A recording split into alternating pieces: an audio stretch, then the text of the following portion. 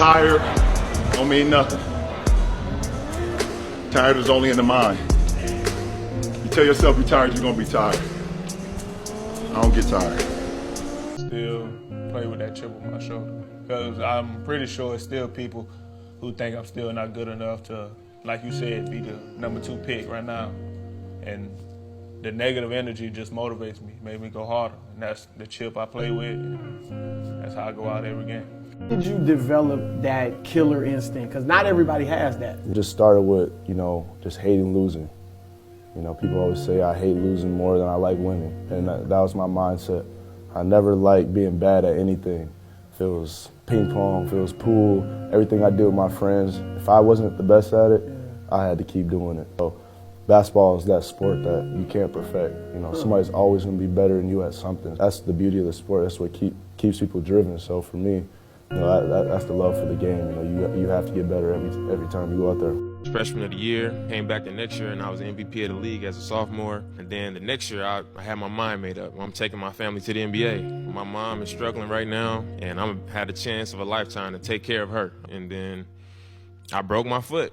At that point, I was like, I thought all this stuff was coming to me right now, and now my foot is broke. I was down about it, and then I got motivated all over again because I knew what was on my back. I knew that I had my family that I needed to take care of. I knew that I had all these people that believed in me that I didn't want to let down. So I really got after it. I did everything I needed to do to put myself in position. And, I really came out and had a good year. Being there buddies, every time I got around my being there buddies, I was more like, it's cool to come over your house, but I need a house like this. Yeah. It's cool to ride on your yacht, but I need a yacht like this. It's cool to ride on your jet, but I want a jet like this. And I said, no, I don't want to ride on yours. You show me how to get it.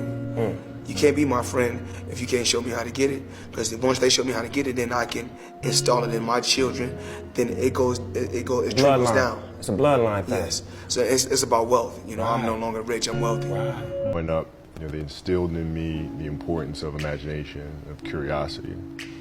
Understanding that, okay, if you want to accomplish something, I'm not just going to sit here and say, yes, you can do whatever you want. Yes, you can, but you have to also put in the work to get there, right? Feel like I should be getting that shine, or I'm working. How was that for you at that time? Honestly, I really didn't pay too much attention. Was focused on me getting on the TV or anything. I was just trying to stay where my feet was at. I was at Murray State. I was just trying to do anything I could to be a better player and also help my team win ball games. And I guess I think that allowed me to play at a high level. Somebody 40, 50 years old, an old person, they always talking about what they used to do, who they used to be, what they could have did. They always talking about other people and what they could have did. They haven't actually done anything to speak of. When you 35, 40, 50 years old, the young people that's the age you are now can be looking at you like, damn, all that old mother shut the hell up, stop talking about other people, what he used to do, what he could have did. I don't want to hear that shit. Like, he ain't never did nothing, but he always talking. You're going to become that person, that average person. That's the person on the couch talking about this and that they ain't never did. They talking about stuff they haven't done before. If you ain't done it, you don't know it. He had a 40-something inch vert. He was like just chiseled, jacked, could shoot threes so smooth, unbelievable. I just never seen a gifted athlete like this. But he wasn't a winner. He would buckle under pressure, or he didn't believe in himself. Yeah. And I was like, man, it doesn't matter how much of a great athlete you are, if you don't have the ability to believe in yourself, overcome adversity, challenges, and obstacles. And the flip side of that, if you're not the best athlete, but you have the mentality of a winner, and you're willing to go harder and overcome adversity and self-doubt, you can win. I gotta say something. Never listen to that voice inside your head telling you not to work out. That voice tried to tell me not to work out today, and I had one of the best workouts I've had in a long time, by myself. Just remember, there's always someone else across the world that's working hard, and that person's not listening to that voice. He's putting in that work, so don't get left behind. Keep grinding, never listen to that voice. Only to them, I'm gonna prove it to myself that I am who I say I am. You feel what I'm saying? And that's the biggest thing. Prove to yourself. Fuck everybody else. You prove it to yourself first. And once you do that, you're gonna accomplish everything you want to. The way I grew up, we had a lot of struggle. We faced a lot of challenges. 8.5 years ago, 6 months before I came to the league, we were trying to figure out where we're going to get our next meal from. Growing up, I always wanted my family to have a better life for them. I wanted my brothers to have a better life than me. And I wanted my kids to have a better life than what I had. So I worked extremely hard when I came to the league. I said, okay, you know, I'm 18 years old. Nobody believes in me. Nobody thinks I can make it.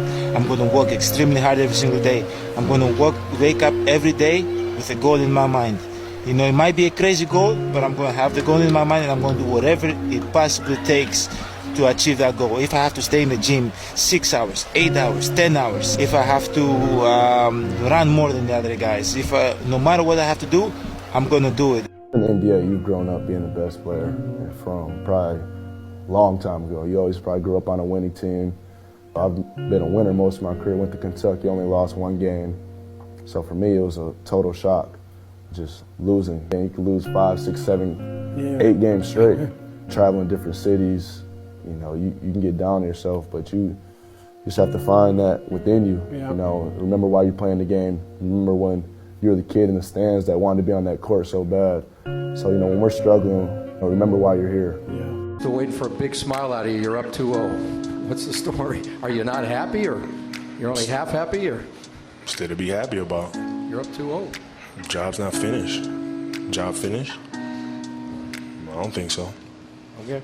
To get better, you gotta really perfect your craft. Like, work on what you need to work on. Like, anybody can go out there and dribble around cones and do a crossover into a layup, but like, if you really want to get better, what do you need to work on? You got to work on your weaknesses. You got to work on stuff that you don't have to do at the next level. Like, do what's going to help you. Do what's going to help your game. That's perfecting your craft.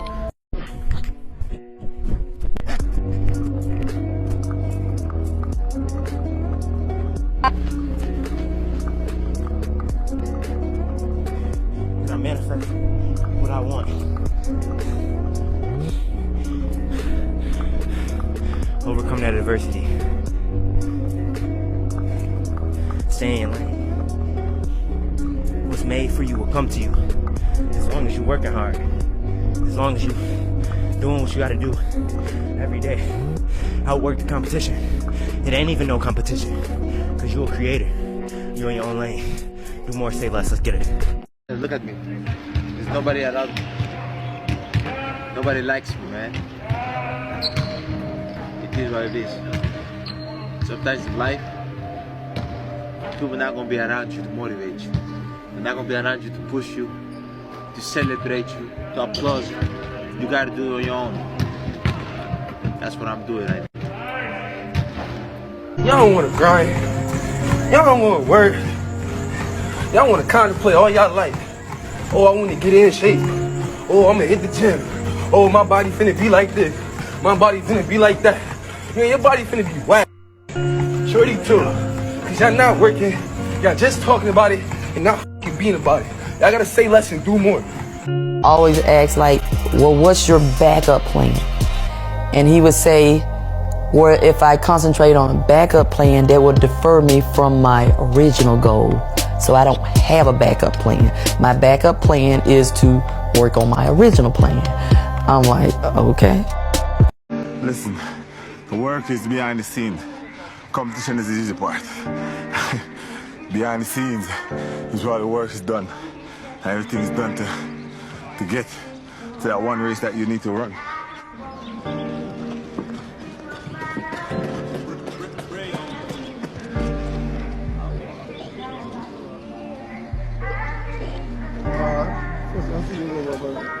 You said, you all right? Yeah, coach. Dedication, hard work. Dedication, hard work. I'm a one-man army. One-man army. The world can go against me. I'm still come out on top. I got God on my side. My high school English teacher, Mr. Fisk, I actually paid attention one time in class. And he said, he had this beautiful quote, and it read, "Rest at the end, not in the middle." And I took that to heart. I believe there's time for resting at the end, but for me, that time is not now. My next dream is to be honored one day for inspiring the next generation of athletes to have a dream, sacrifice for it, and never ever rest in the middle.